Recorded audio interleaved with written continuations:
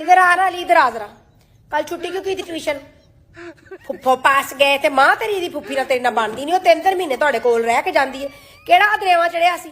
हर वक्त तेरी मां उस फुफ्फी दे चुगलियां करदी रहिंदी, ऐसे तो आती है तो रहती है। ते आप तुसी 2 छुट्टियां स्कूलों मिल जाण ते भज्जे जांदे। स्कूलों छुट्टियां मिल ट्यूशन ने मिलियां, पता नहीं पेपर है। फिर कहना मां पढ़ाया कुछ नहीं, टीचर ने पढ़ाया कुछ नहीं, फेल हो गया। करतूता अपनियां भैड़ियां ने। हर साहब इधर आओ जरा, अपनी मामा को बोलो ट्यूशन की फीस भी दे दें। कल मैंने ऐसे करना है, तुमने आए फीस के बगैर तो बैग तुम्हारे इधर रखवा के फिर तुम्हें घर कर लें, ताकि पता लगे तुहानू। रोज दे नाल बाजी तुहाडी दा सिर खप जांदा ते फिर टाइम नाल फीसां लेंदे ने। अच्छा किस किस का रोजा है? जरा फिंगर चुको जरा अपनी साड़ी, किस किस का रोजा है? माशाल्लाह माशाल्लाह। मैं एक बात सोच रही थी कि ना कल अफ्तारी बना लेते हैं प्लान इधर ट्यूशन में, पढ़ पढ़ के थके होते हैं।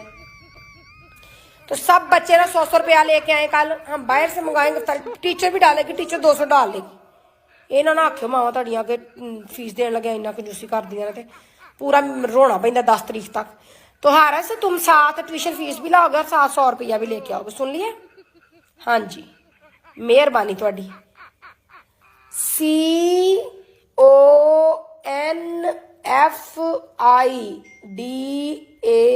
CONFIDENCE, कॉन्फिडेंस याद करके आओ जल्दी।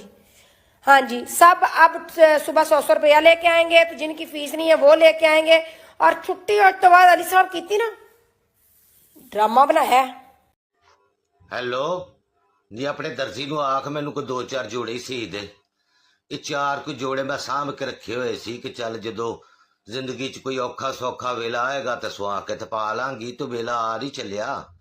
रोज सुनती नहीं पई भी पाकिस्तान इंडिया की जंग लगन लगी।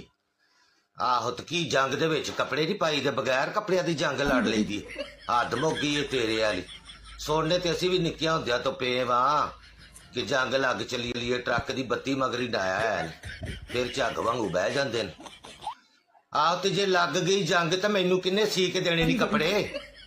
हेलो हेलो नी पूरी गल तो सुन ला। अगो ईद आ चली, दिन दिहाड़ ही दर्जियां को अगे टाइम कोई नहीं गा। अच्छा मेरी सुन गल, तू ना अपना कोई सदका कढ़ दे। नहीं होया ही कि राती मैं बड़ी भैड़ी खाब वेखी तेरे ली। की वेनी आ कि तू अपने बैड ते सुती हुई है तो मैं बाहरों अंदर आउंदी हाँ तो वेनी किया कि तेरे सराणे एडा लम्मा सप, आहो वड्डा शीश नाग अंज फन फला के कुंडली मार के तो बैठा तेरे सराणे तो तेनू डंग मारन की कोशिश करदा वे। मैं सोटी नाल उहनूं परां भी करनी आ तो फिर आ जांदा वे।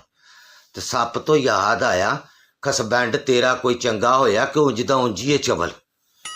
नी तेरी मां ने मैनू मिसाल सुनाई सी कि मर्द जिहड़ा सराणे दा सप हुंदा है, ये खसबैंड तेरा घरे ही है, बैठ ते ही बैठा तो गालां किनू पिया करदा? मैनू क्यों?